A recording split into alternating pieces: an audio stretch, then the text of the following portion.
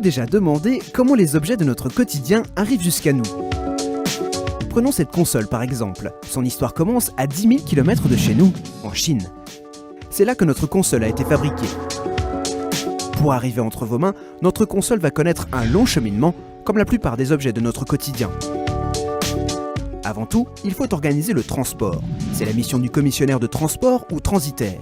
C'est lui qui va prendre toutes les dispositions nécessaires pour faire en sorte que l'objet arrive à bon port.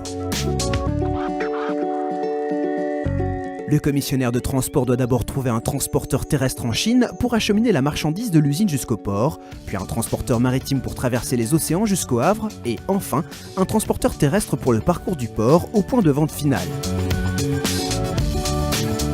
Autant d'étapes pour lesquelles il doit aussi assurer les tâches administratives et juridiques, voire les déclarations douanières. Avant d'embarquer, notre console de jeu est conditionnée dans un conteneur et devra être chargée sur un navire. Le navire appartient à un armateur qui possède aussi des conteneurs. L'armateur gère les rotations de ces navires dans tous les ports du monde. Il prévoit pour chaque voyage un équipage, des vivres, du matériel et bien sûr, beaucoup de carburant. Le conteneur est embarqué avec des milliers d'autres pour une traversée de plusieurs semaines. Ici, notre destination est Le Havre. Pour la rentabilité du transport, le navire doit toujours naviguer chargé de marchandises sur l'ensemble de son parcours, à l'aller comme au retour. L'armateur confie cette mission commerciale à des agents maritimes présents dans chaque port où le navire fait escale. L'agent maritime est le représentant de l'armateur dans le port. Il assure la commercialisation du navire en contactant différents transitaires et chargeurs en quête d'expédition afin d'assurer le remplissage optimum du navire. Lorsque le navire approche de son port d'arrivée, c'est un autre représentant de l'armateur qui intervient, le consignataire ou agent coq comme on l'appelle parfois. L'agent maritime et le consignataire peuvent être une seule et même entité. Le consignataire informe l'ensemble des intervenants portuaires de l'arrivée imminente du navire. La capitainerie tout d'abord, car elle planifie l'ensemble des entrées et des sorties des navires pour organiser le trafic dans le port. L'officier présent va indiquer au navire sur quel quai il va pouvoir accoster, en accord avec le consignataire et le terminal concerné. À l'approche du Havre, un pilote accède au navire par vedette rapide ou par hélicoptère pour assurer la conduite du navire dans le port jusqu'au poste à quai. C'est un professionnel qui connaît parfaitement les contraintes du port.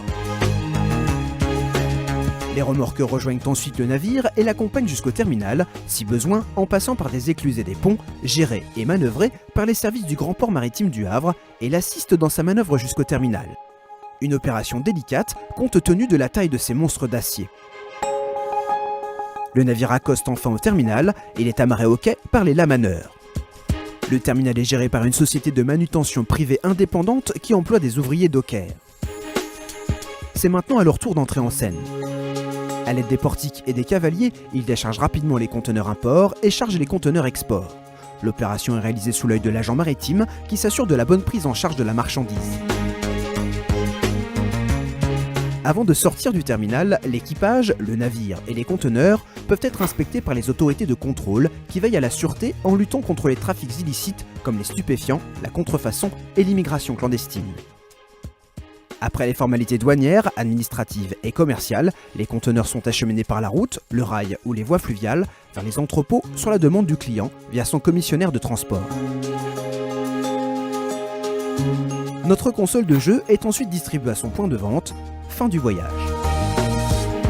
Comme vous venez de le voir, la vie du port est constituée d'un ensemble d'acteurs qui doivent échanger de nombreuses informations pour que la marchandise arrive à bonne destination. Ils échangent grâce à un système informatique portuaire mutualisé. Vous retrouverez la même chaîne d'acteurs pour le transport du pétrole, du gaz, des produits chimiques, du charbon, du sucre, mais aussi de véhicules, à l'import comme à l'export.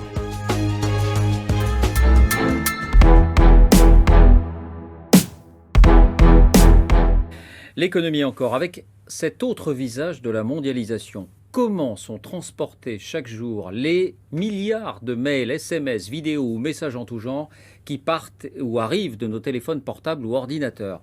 Voici la réponse. Des dizaines de milliers de kilomètres de câbles sont déposés chaque année d'un bout à l'autre des océans. Comment sont-ils fabriqués, installés? Quels enjeux? C'est une course pour le débit qui est engagée et... Petit cocorico, la France est leader dans le monde. Enquête Margot Manière, Loucricorian. Des câbles posés au fond des océans, pour faire transiter vos emails, vos photos, vos vidéos à l'autre bout du monde. Les câbles sous-marins assurent aujourd'hui 99% du trafic mondial de données, mais avec l'explosion d'Internet, il en faut toujours plus. Un seul câble comme celui-ci peut connecter 200 millions de personnes. Tout commence avec la fibre optique, un simple fil de l'épaisseur d'un cheveu capable de transmettre la lumière. C'est par cette lumière que transitent toutes nos données. Ça fait 250 microns et ce tout petit fil en verre va recevoir de la lumière et transmettre à tout le monde de l'Internet dans tous les continents. Aline Saison est la responsable du développement de ce site. Nous sommes chez le premier fabricant mondial de câbles sous-marins, un fleuron industriel français. À l'intérieur d'un câble, plusieurs fibres optiques colorées, protégées dans un tube en inox, car les grands fonds présentent de nombreux dangers. En mer, il peut y avoir des agressions du monde sous-marin, des tremblements de terre, des ancres. C'est arrivé d'avoir des dents de requin ou de poissons plantées dans notre câble. Comme le câble coûte très cher à réparer, il est solidement tressé, puis entouré d'une nouvelle couche isolante. Objectif, résister 25 ans au fond des océans. Des câbles de communication qui envahissent la planète pour assurer une bonne connexion à chaque habitant, car le trafic de données progresse de 35% par an. Le câble le plus long fait 20 000 km et relie la France à Singapour. Une trentaine d'autres projets sont en cours. Les géants du web se lancent dans la conquête des fonds marins. Ça explose. Les Google, les Facebook, il y a des data centers partout, il y a des tas d'applications qui émergent de partout avec le cloud, des vidéos. L'année dernière, c'est la moitié du tour de la Terre qu'on a fabriqué en kilomètres de câbles et qu'on est allé installer au fond des océans.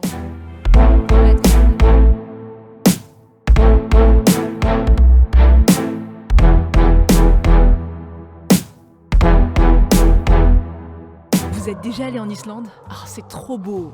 Moi, je vais voir ma sœur à Toulouse. Oh mais moi je me ferais bien un petit road trip aux États-Unis. C'est pas un scoop. Le tourisme mondial a progressé de 7% l'an dernier. Le problème, c'est que l'empreinte carbone des vacanciers est énorme, selon une étude parue dans la revue Nature Climate Change. Le tourisme est aujourd'hui à l'origine de 8% des émissions de gaz à effet de serre de la planète. L'Université de Sydney a étudié les flux touristiques entre 165 pays de 2009 à 2013. Les chercheurs ont comptabilisé les émissions liées au transport, avions, voitures, mais aussi celles liées à la restauration, à l'hôtellerie et aux achats divers. Bah oui, par exemple, si le resto cuisine avec des ingrédients hors saison, faut les faire venir de loin. Et les draps et les serviettes de l'hôtel, faut les laver tous les jours. En 2013, le tourisme dégageait 4,5 milliards de tonnes de CO2 et la tendance est à la hausse. Allez, un petit top 5 des pollueurs. Les États-Unis sont les premiers, suivis de la Chine, de l'Allemagne, de l'Inde et du Mexique. Mention spéciale aussi pour les séjours intérieurs et pour les destinations insulaires exotiques comme les Seychelles ou les Maldives. Alors une solution suggérée par les auteurs de l'étude, c'est de taxer le carbone pour rendre les billets d'avion plus chers par exemple. De quoi calmer les touristes, enfin les plus pauvres.